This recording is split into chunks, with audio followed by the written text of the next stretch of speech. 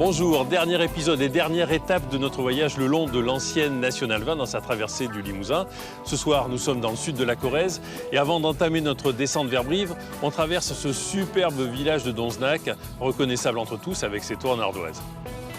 Ils doivent leur couleur profonde et étincelante aux célèbres ardoises de Travassac, extraites du sol et taillées à quelques kilomètres d'ici.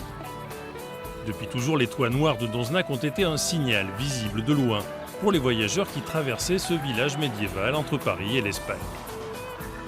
En descendant vers Brive, la Nationale 20 offre un décor devenu rare le long des routes, une somptueuse bordure de platanes qui avait l'avantage d'offrir une fraîcheur salutaire pendant les voyages d'été.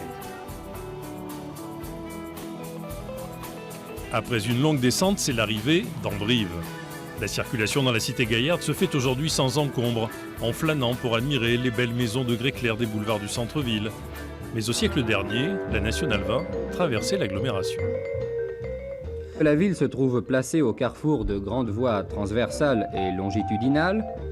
Ces voies relient d'une part l'Auvergne aux pays girondins et périgordins par la route nationale 89.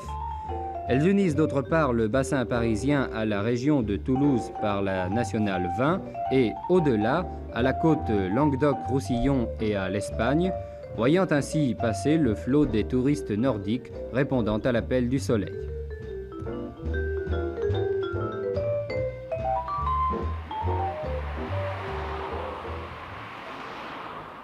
À la sortie de Brive, au pied des lacets de la Nationale 20, une halte en forme d'oasis s'offre depuis plusieurs siècles aux voyageurs. Depuis qu'en 1226, saint Antoine de Padoue choisit de s'arrêter ici pour méditer quelque temps dans la fraîcheur d'une grotte. Lieu de pèlerinage, les grottes de Saint-Antoine furent aussi un asile pour les réfugiés jetés sur les routes de l'Exode. Et en 1944, un drame y fut évité de peu, quand la division d'Asreich remontait le long de la Nationale 20 vers les plages de Normandie. Il y avait le comité départemental de libération qui était réuni ici, et les franciscains avaient dans leur frère un Alsacien lorrain qui est allé leur parler en allemand, qui comprenait l'allemand, et les résistants se sont égayés dans la nature. Ça a été très, très discret, on ne l'a pas su, parce que par définition, pour ces moines-là, le bien ne faisait pas de bruit et le bruit ne faisait pas de bien. Plus au sud, l'autoroute évite désormais le petit village de Noailles.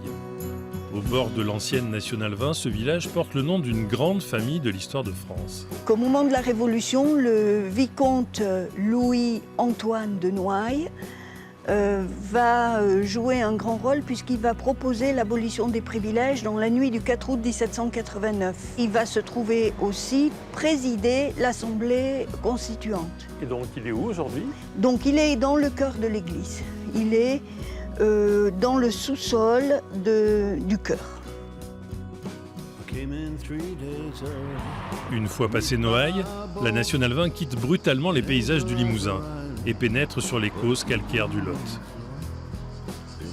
Soudain, les cigales donnent le la, le sud, le vrai, commence ici. Cette borne marque la frontière entre la Corrèze d'un côté et le Lot de l'autre. Elle marque aussi la fin de notre voyage sur l'ancienne route Nationale 20 en Limousin. Si vous partez vers le sud, elle vous emmènera jusqu'à Toulouse, à travers les Pyrénées et même jusqu'en Espagne. Alors n'hésitez pas, faites un pas de côté, prenez votre temps, ouvrez vos yeux et vous ne le regretterez pas.